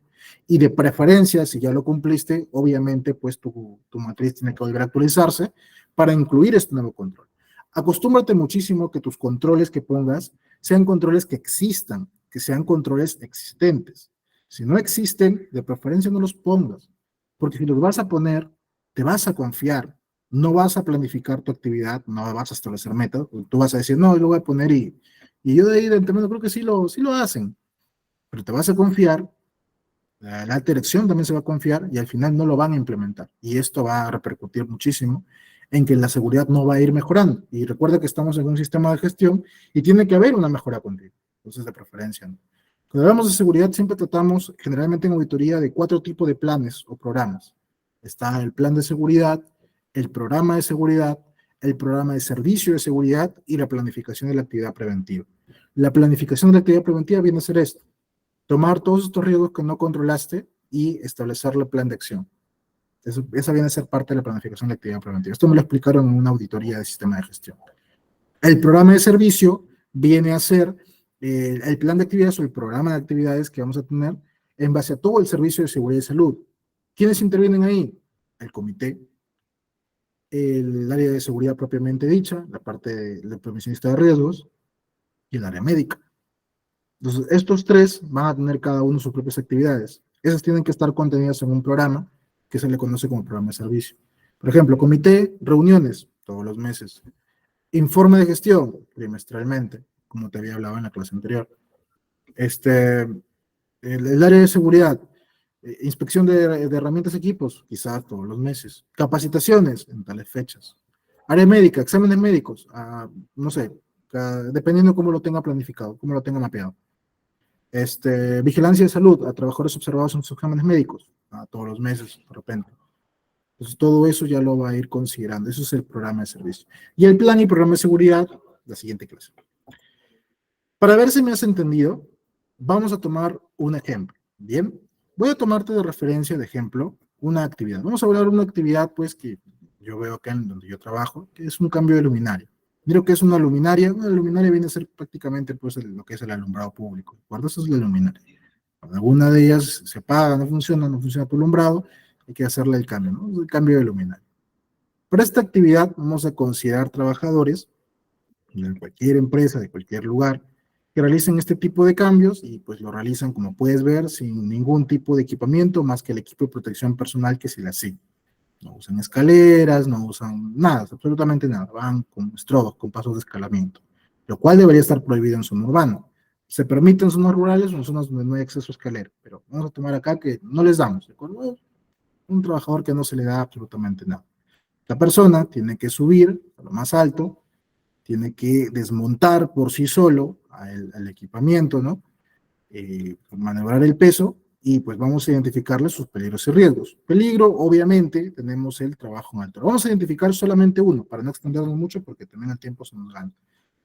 El peligro va a ser el trabajo en altura. Esta persona tiene que subir, hacer un trabajo por encima de 1,80 m, muy por encima de 1,80 m, y podría tener el riesgo de caídas a desnivel. Puede que se caiga y se pueda lesionar, ¿de acuerdo? ¿Qué tipo de lesiones puede tener? Fracturas, puede romper un brazo, una pierna, cabeza, puede quedar inválido dependiendo del tipo de caída que tenga, o le puede ocasionar la muerte. Entonces hemos identificado tus peligros y riesgos de esta actividad, considerando pues que no tiene absolutamente nada equipado, ¿no? Entonces, ahora vamos a pasar a evaluar este peligro y riesgo. Para ello vamos a traer aquí nuestra formulita para la probabilidad y la vamos a combinar con la formulita del riesgo. ¿Te das cuenta? Vamos a tomar ambos. Y vamos a hacer la evaluación del riesgo puro y del riesgo residual. ¿Bien? Recuerda. Y vamos a pasar a evaluar. Okay. Personas expuestas. Vamos a suponer que somos una empresa pues que tiene, no sé, 5 personas haciendo este tipo de actividad, todas en las mismas condiciones. Bueno, entonces tenemos entre 4 a 12 personas, un nivel 2 de personas expuestas. ¿Bien? Porque estamos considerando las personas expuestas a este riesgo, o sea, personas que realizan esta misma actividad en las mismas condiciones. Okay. Tenemos 5, entonces nivel 2. Procedimientos. Es que acá no hay tiempo para hacer procedimiento, hay que atender la emergencia como tal, tenemos que apurarnos. Cada uno sabe cómo hacer la actividad, no es necesario hacer procedimiento. Toma tiempo, eso hay que lograr informes y todo lo demás. Ya, vamos a poner un nivel 3, no hay procedimientos. Bien. Capacitación. No, tenemos que avanzar, no hay tiempo para capacitar. No me digas más, nivel 3. Y exposición al riesgo. Tenemos una persona que no le damos equipamiento, no hay procedimiento para hacer las cosas, no está capacitado para hacerlo, entonces yo sí te diría que la exposición al riesgo va a ser altísima, ¿no? Va a estar expuesto a esto todos los días, nivel 3. Nota que estamos considerando todo esto sin controles. Entonces sumamos todos estos factores y obtendremos un nivel 11. Bien. Ahora yo te pregunto, un trabajador que está haciendo este tipo de actividad, más de 1,80 m, con algunos EPPs básicos, sin capacitación, sin procedimiento, pues, ¿qué tan severo puede ser que si es que le ocurre, ya hablamos probabilidad, ahora, si es que le ocurriera una caída, qué tanto se puede lesionar? Yo particularmente considero que sí va a ser altísimo, le vamos a poner un nivel 3, ¿ok? Entonces traemos la multiplicación y obtenemos un nivel de riesgo 33. ¿Qué significa esto, ingeniero? Bueno, traemos la tablita y en la tablita podemos ver que un nivel 33 significa riesgo intolerable. O sea, ingeniero, que sí, va a haber un momento, va a haber que es muy probable que la persona se caiga, y si se caiga es muy probable que esta persona pueda fallecer o pueda tener una lesión de consecuencias muy severas. Entonces, a ese es mi nivel de riesgo que estoy haciendo. En base a esto, yo no debería continuar la actividad si es que no lo he controlado, ¿bien? Entonces vamos a suponer que ahora la empresa pues, va a poner todos sus controles. Ok, de acuerdo, vamos a elaborar procedimientos, vamos a capacitar al personal sobre los riesgos de trabajo en altura, las medidas preventivas que deben tomar. ¿Y sabes qué? Nos vamos a deschavetar y le vamos a comprar maquinaria al personal. Ya no me va a hacer la actividad así a la de Dios. Vamos a poner maquinaria. Es más, vamos a comprar, de repente no nos alcanza el presupuesto para poner maquinarias para todos, pero vamos a poner más equipamiento. Otro personal le vamos a poner escaleras de repente. Vamos a renovar aquí la actividad que estamos haciendo. Muy bien. Entonces, este personal ya tiene medidas de control. Entonces, en base a lo que estamos viendo ahora, volvamos a evaluar. Mi riesgo residual. ¿Cuántas personas expuestas al riesgo? Bueno, ya mis 5 personas, sigo teniendo mis 5 personas, ya no están en las mismas condiciones. A esta persona, por ejemplo, como puedes ver, ya está usando otro tipo de equipamiento, donde es menos probable que se caiga, no está tan expuesto que se vaya a resbalar y se vaya a caer. Entonces, en este caso, yo voy a considerar, tomando en cuenta que hay personas que tienen este equipamiento y otras que ya no lo hacen así, nada más con pasos, sino con escaleras, vamos a bajarle a nivel 1. Hay todavía personas expuestas, pero son muy poquitos. Nivel 1. Bien. Procedimientos existentes. Sí, elaboramos procedimientos en coordinación con ellos, estamos haciendo la matriz hiper, tenemos ya documentado cómo se van a hacer las cosas. Ok, nivel 1. Capacitación, sí, justamente hemos capacitado al personal, ya saben cómo hacer trabajo en altura. Ok, existe capacitación, nivel 1. Tomando en cuenta estas nuevas condiciones de trabajo, yo sí te diría que la exposición al riesgo va a reducirse, ya no va a ser la misma. Entonces, vamos a considerar también un nivel 1. Sumamos y obtenemos un nivel 4 de probabilidad. Hemos bajado de nivel 11 a nivel 4. La severidad. Bueno, tomando en cuenta el tipo de actividad que es, yo por ahí me dudaría en ponerle un nivel 1. Entonces vamos a extremarnos un poquito y vamos a ser un poquito más exigentes y vamos a poner igual un nivel 2 en severidad. Hacemos la multiplicación y tenemos un nivel 8. ¿Qué significa esto? Bueno, viendo a mi tablita, notamos que el nivel 8 es un riesgo tolerable. O sea, hacer trabajo en altura igual viene a ser un peligro, pues no de alto riesgo. Imagínate que esta persona, igual en canastilla ahí, le pase algo de repente, se tropiece, se quede enganchado de repente, queda suspendido, se cae igual. Puede ocurrir, pero no va a ser tan probable. Entonces, por eso es que estamos bajando el nivel de probabilidad y suponiendo que sí se vaya a caer, su severidad también va a ser menor. Entonces, tenemos ya un nivel 8. ¿Te das cuenta? De esa manera es como lo vamos a trabajar con absolutamente todos los peligros y riesgos que tú vayas a identificar. Esta es la manera de hacerlo. ¿Bien? Consideraciones a tener en cuenta, lo mismo que te decía al principio, una vez al año tienes que utilizar esta matriz, tiene que participar tu personal, tiene que estar aprobado por tu comité, y cada vez que tengas accidentes, cambios en el proceso, eh, tienes que volver a actualizar esta matriz, ¿de acuerdo? Otro punto a tener en cuenta es el mapa de riesgos. Esto es diferente a tu matriz de riesgos, ¿bien? Es distinto. Este mapa de riesgos viene a ser básicamente un plano de las condiciones de trabajo que emplea diversas técnicas para identificar y localizar problemas, secciones de promoción o protección de la salud del trabajador. Básicamente es un plano, un mapa de ubicación, el plano de tu oficina, de tu ambiente de trabajo, en el cual vas a identificar, ¿qué cosa? Ingeniero, las señalizaciones. No. O sea, sí puedes colocarle tus señalizaciones, Pero principalmente lo que vas a identificar en tu mapa de riesgos es esto. ¿Qué tipo de riesgo vas a tener y qué tipo de equipamiento de protección necesita el personal colocarse? Eso te lo cuento como anécdota también. En una auditoría, el auditor pidió el mapa de riesgos, le mostramos y lo observó. Nosotros dijimos, pero ¿por qué lo observas? Si aquí está el plano, mira acá dice sus salidas, somos según sismo, aquí hay unas flechitas que te indican cómo evacuar. Ya muy bien, tienes mapa de señalización y tienes mapa de evacuación, pero no veo mapa de riesgos. ¿Por qué? Porque en ningún lado me indicas qué riesgos hay. ¿Dónde sé que hay riesgo eléctrico? ¿Dónde sé qué tipo de EVPs tienen que ponerse el personal para entrar a este ambiente? Pues no es un mapa de riesgos. El mapa de riesgos tiene que contar con esto. Puedes colocarle tu ecuación, tu señalización, no hay ningún problema.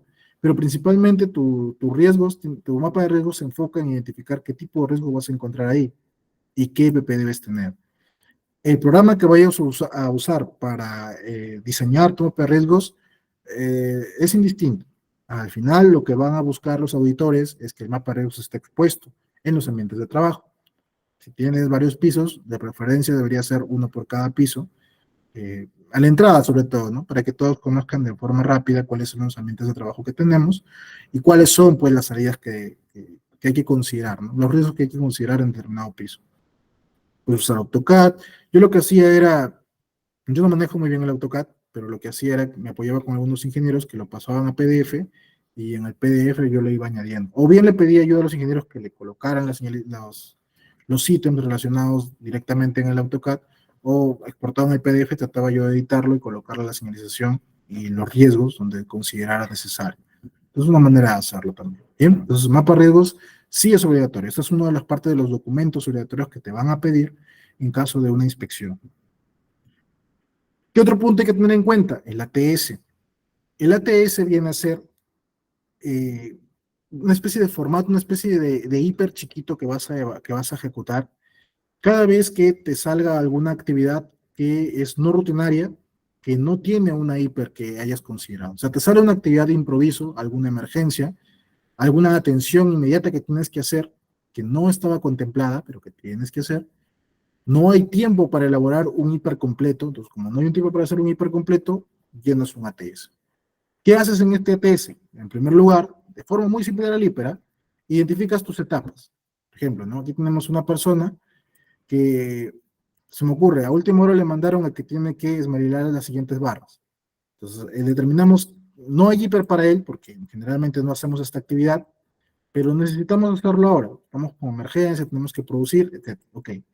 Entonces, vamos a determinar las etapas. Retiramos la barra de la caja alimentadora. Realizamos el procedimiento, introducimos la barra contra el esmeril para eliminar regalos. Depositamos la barra en la caja. Ok, perfecto. Hemos determinado cada etapa del proceso que va a hacer esta persona, que es una actividad que nunca había hecho o que sabe cómo hacerla, no necesariamente que no sepa hacerla, sino que sabe cómo hacerla, pero que no es una actividad frecuente en nuestras actividades. Bien. Luego de identificar estas etapas, vamos a pasar a identificar los potenciales riesgos de cada una.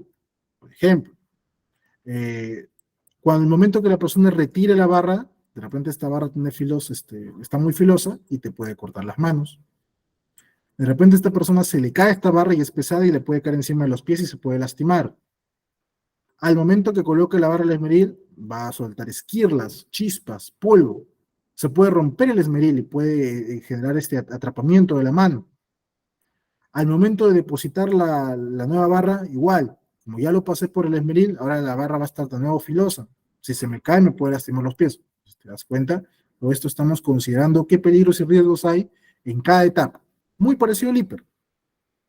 Y en la última parte del ATS vamos a identificar qué medidas de control hay para minimizarlos. Es que, mira, aquí como sabemos que me puedo cortar al momento de agarrarlo, voy a utilizar este equipo de protección para mis manos, ¿no? Voy a usar protección para mis ojos, protección para mis pies también, usar calzado de seguridad por si se me cae no me lastima mucho. Al momento de esmerir le pongo su guarda, ¿no? Protección sobre el esmeril. Utilizo camisas mangas cortas o puedo usar equipo de manga larga que no sea inflamable, ejemplo, o de repente un mameluco, algo por encima que proteja al trabajador, no necesariamente debe ser mangas cortas.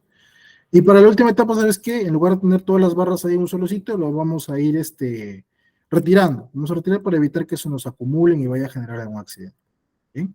Entonces, de esa manera es como funciona el ATS. Te repito, es muy similar al hiper, simplemente que acá generalmente se hace de forma reactiva, en base a alguna actividad nueva o imprevista que no suele ser cotidiana, no suele ser rutinaria, y se hace justamente también para prevenir peligros y riesgos en este tipo de actividades. Lo ideal sí sería que toda actividad cuente pues con su propio hiper. Esto no siempre ocurre, generalmente en obra, a veces sale alguna actividad de improviso y hay que hacer el adecuado ATS y hay que identificar pues todos los peligros y riesgos en cada etapa que se va a presentar dentro. Con eso yo estaría terminando la... ATS significa análisis de trabajo seguro. Caso por ahí veo que alguno me está preguntando. Análisis de trabajo seguro, algunos también lo llaman AST, análisis de seguridad en el trabajo. Es muy similar, muy parecido, prácticamente el mismo concepto, ¿bien? Yo hasta aquí estaría terminando la clase del día de hoy, la parte de peligros y riesgos. Si alguno tuviera alguna pregunta respecto al hiper, por favor, siéntanse en la libertad de poder hacerlo para poder yo apoyarlo con las preguntas. Creo que Giovanna levantó la mano. Giovanna, ¿tienes alguna pregunta? Sí, profesor, buenas noches. Una consulta. Sí. Yo trabajo en una empresa que se llama Alfaco, que es contratista de Cálida. Ah, ok. Y Ok. bueno, sí, en el área de servicios complementarios haciendo lo que es las revisiones quinquenales, ¿no? En domicilio, Ya. revisando los medidores, haciendo prueba de hermeticidad. Pero en mi caso, nosotros Ok. elaboramos todos los días un ATS. Eso es lo recomendable, hacer un ATS diario, si hacemos una Claro, actividad correcto. rutinaria. Sí, lo que pasa es que generalmente, bueno, se supone por parte de la ley, dependiendo de la actividad de alto riesgo, que tienes que hacer identificación de peligros y riesgos de forma diaria, por así decirlo. Nosotros también, por ejemplo, en la parte del sector eléctrico o parte de obra también, todos los días hay que realizar la charla de 5 minutos respectiva y hay que realizar la identificación de los peligros y riesgos de la actividad de ese día. O sea, si bien tenemos una hiper que me identifica todos los peligros y riesgos de forma general por cada puesto de trabajo, también es necesario realizar la identificación de estos peligros y riesgos de forma diaria y de forma particular por cada tipo de actividad. ¿Esto por qué se hace? Porque cada vez que tú vas a un punto de trabajo o cada vez que realizas alguna actividad, dependiendo de dónde la vayas a hacer y depende del tipo de actividad que sea, dependiendo de la estación incluso, puede que encontremos peligros y riesgos diferentes. En el hiper estamos identificando de manera general los rutinarios, los cotidianos que se van a presentar, pero en algún tipo de actividad donde las condiciones van a ir cambiando, sobre todo en caso de que vas a diferentes puntos, estas condiciones van cambiando.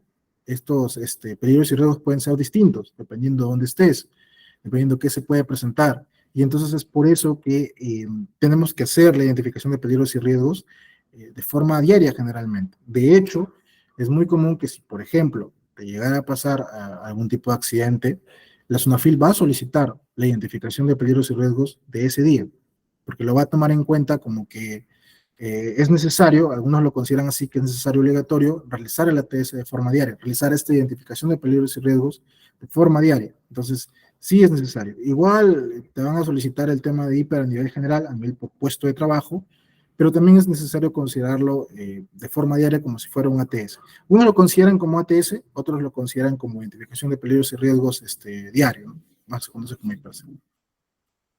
¿Alguien tiene alguna otra pregunta?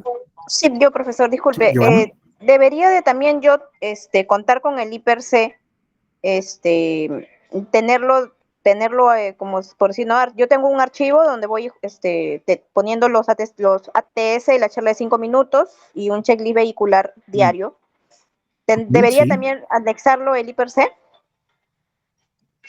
pero se supone que el IPC te lo han difundido, o sea, se supone que la empresa o el área de seguridad de la empresa ha elaborado el IPC y te lo tuvieron que haber dado a conocer.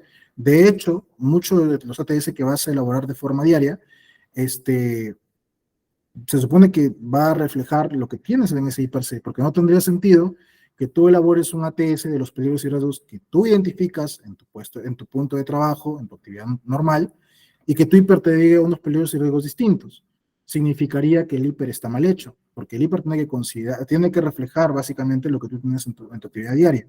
No podría ser que tú identifiques algún peligro y riesgo que no esté en el hiper, tiene que estar en el hiper. Entonces, por eso que forma parte también de la actividad de retroalimentación que le vamos a hacer a ese hiper. Pues lo que tú vas a adjuntar es tu ATS, pero o sea, tú no tendrías que adjuntar nuevamente tu hiper, porque se supone que el hiper ellos lo tienen, y al contrario, ellos deberían pasarte el hiper a ti. Pues se supone que ya está elaborado, ya está aprobado por comité, y tu ATS o tu identificación diaria de peligros y riesgos viene a ser parte de tus propias medidas preventivas para poder dar cumplimiento justamente a ese hiper y asegurar de que no haya, de que no te vaya a ocurrir ningún accidente en tu actividad diaria, o que al menos se ha hecho la identificación de peligros y riesgos para minimizar la probabilidad de que vaya a ocurrir un accidente. Ya, profesor. Justamente como no tenía toda la información así precisa como ahora, porque no me dieron una inducción a la hora de que pasé a esa área de servicios complementarios. Entonces voy a solicitarlo todo eso para poder yo también, como dice, ¿no? Hacer una retroalimentación y poder modificar o no también elaborar un buen ATS para lo que es Sí, mi trabajo diario. Muchas claro. gracias, profesor. Okay. Tengan en cuenta cuando realizan este tipo de actividades, por ejemplo, actividades así en puntos distantes, ya sea la parte eléctrica, la parte de gas, u otro tipo de actividad, como realizan así en distintos puntos, el personal generalmente lo que debería tener consigo es su hiper, su procedimiento de trabajo de la actividad que está realizando, les puede dar de todos, de repente ya está bien, pero principalmente la actividad que está realizando, debería llevar también consigo su plan de contingencia o plan de emergencias. La diferencia entre ambos te lo explico en la siguiente clase, tengo más detallado. También debería llevar consigo, dependiendo si es trabajo de alto riesgo, generalmente si es trabajo donde te vas a transportar, probablemente sí, la póliza SSTR, la constancia de póliza SSTR, y el formato de atención para SSTR con la firma del gerente general. ¿Y qué más? El plan de trabajo, la orden de trabajo, la actividad que vas a realizar, principalmente eso. Y claro, sus formatos de charla de 5 minutos, inspección vehicular, permiso de trabajo de alto riesgo, dependiendo, pues, ¿no? El tipo de actividad también.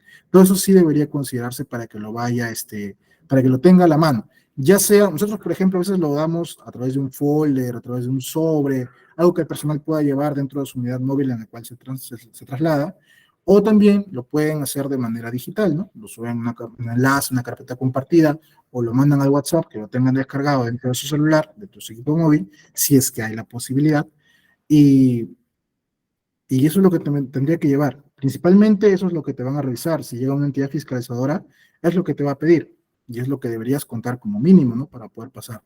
Por ahí algunos te piden algunas otras cosas más, ¿no? Pero dependerá mucho, ¿no? Antes, por ejemplo, también pedían mucho el plan COVID. Ahorita ya no tanto porque la emergencia ha bajado, pero entonces son puntos que tendríamos que estar considerando. ¿Qué más? El hiper se basa, se coloca en los trabajos dentro de la modalidad, en este caso, el no rutinario identificado.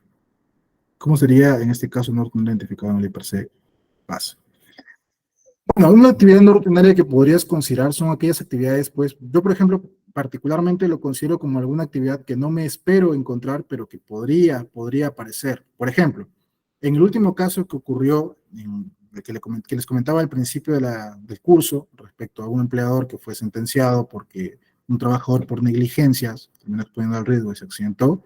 Yo, por ejemplo, este tipo de acciones lo suelo considerar en el hiper distracción de personal, personal que no quiere cumplir, este tipo de cosas que no es que sea frecuente que encontremos en campo, pero que pueden llegar a ocurrir, yo las considero como no rutinarias y las incluyo dentro de la identificación de peligro. Personal distraído, como si fuera condición no rutinaria, actividad no rutinaria, identifico a este personal, ¿qué riesgo puede haber? Riesgo de que, no sé, riesgo de que se caiga, riesgo de que se lesione, riesgo de que, lo que sea, depende del tipo de actividad, ¿no? Consecuencia, y le identifico, ¿no? En base a su nivel de probabilidad y severidad que podría ocurrir. Entonces, todas estas condiciones que yo considero que no es que sean frecuentes o que no espero yo encontrar en actividad en campo, pero que pueden presentarse, las identifico como no rutinarias y de esa manera le hago su correcta identificación de peligros y riesgos. No es necesario tener un procedimiento para un trabajo no rutinario y relacionarlo en el IPC base. Un procedimiento para ese trabajo no rutinario en el IPC base. Es que procedimiento, ahí vamos al otro punto, es que procedimiento tú tienes para una actividad que ya conoces y que sabes que vas a realizar. Si es una actividad que se supone que no esperas que te ocurra, o que no ocurra con tanta frecuencia, realmente no se elabora un procedimiento como tal. Es por eso que en lugar de eso se hace un ATS. ¿El procedimiento qué viene a ser? El procedimiento prácticamente viene a recolectar todos los peligros y riesgos que tienes.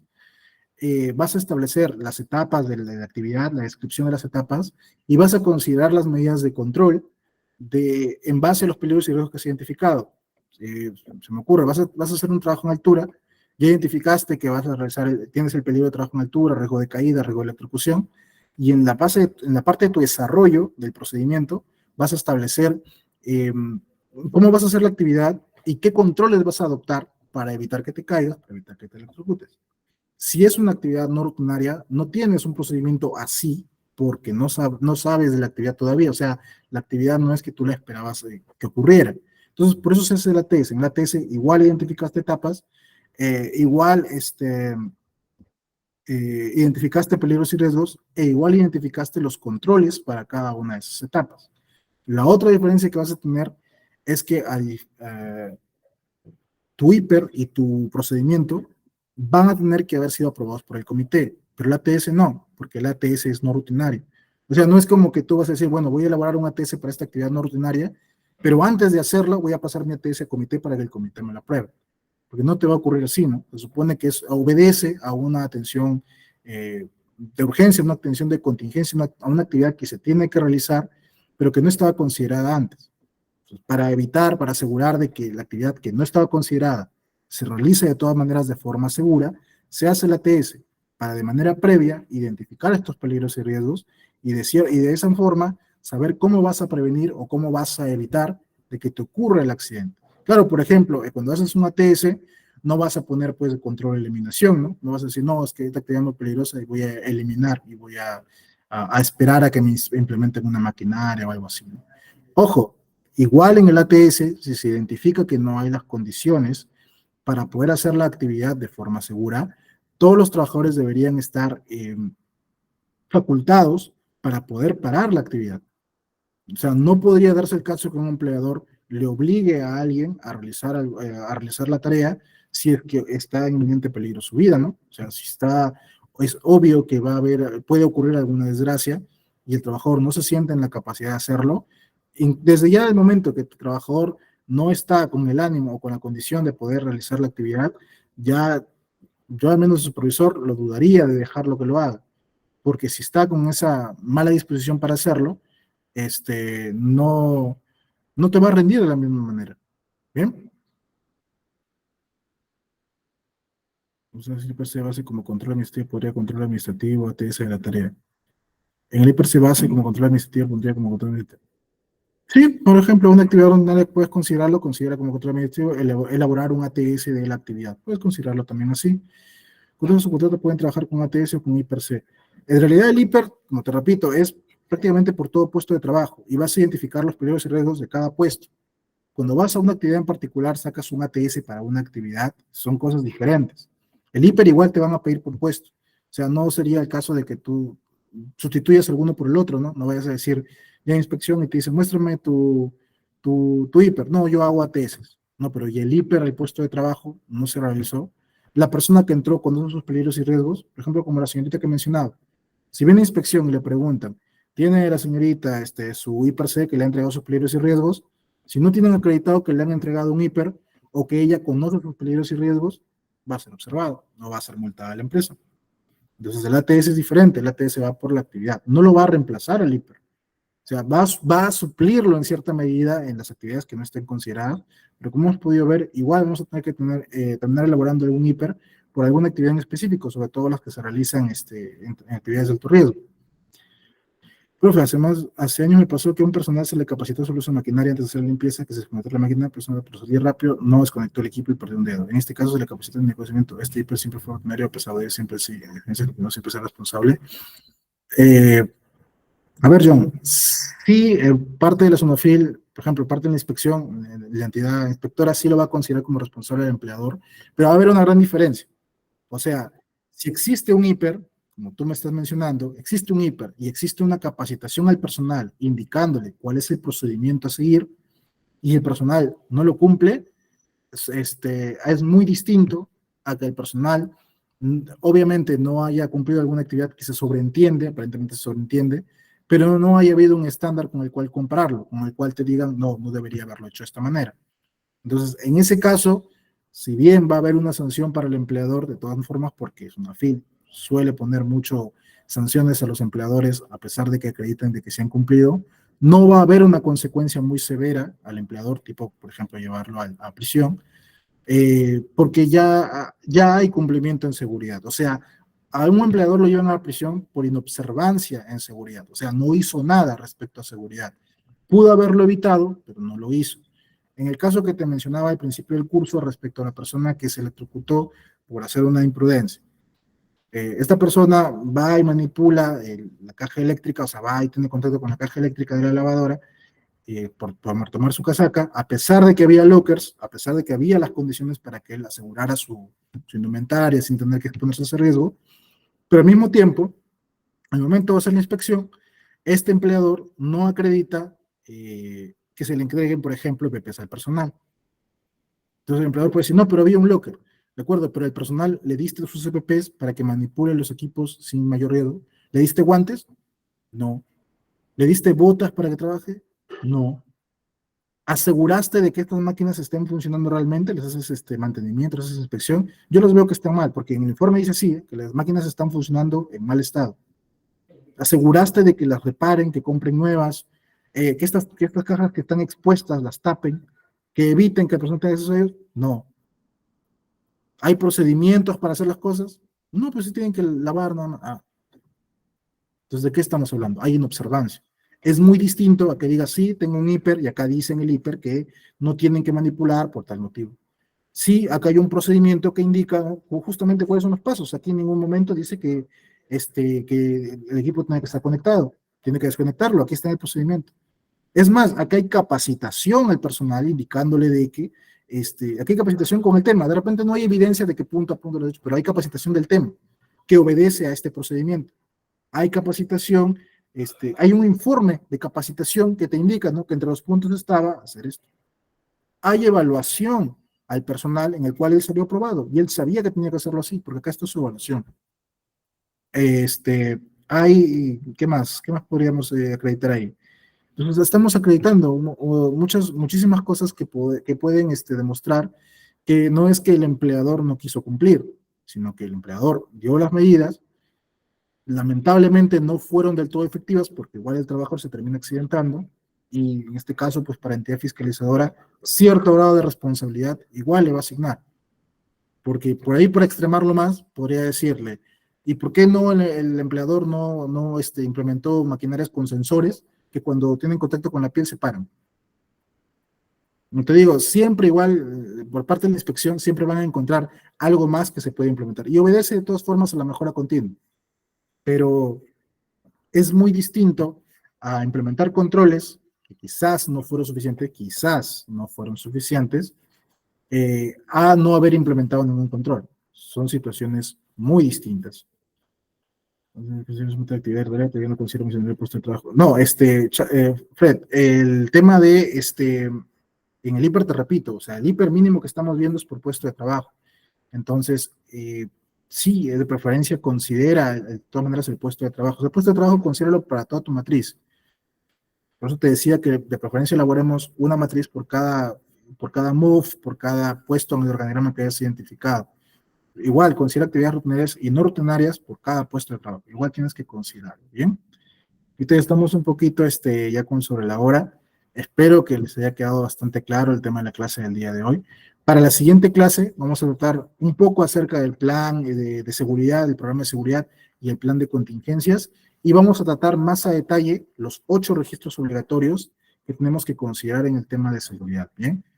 Ahí les voy a hablar bastante de cómo llenarlos, qué tipo de información hay que considerar, algunas recomendaciones que tengo en algunos puntos, sobre todo para detallar un poquito más el tema de las medidas preventivas a considerar y el tiempo que tiene que estar esta información disponible. Bien, muchísimas gracias a todos por su participación y por sus preguntas y por su asistencia. Y les deseo también mucha suerte en su examen. Muchísimas gracias con todo.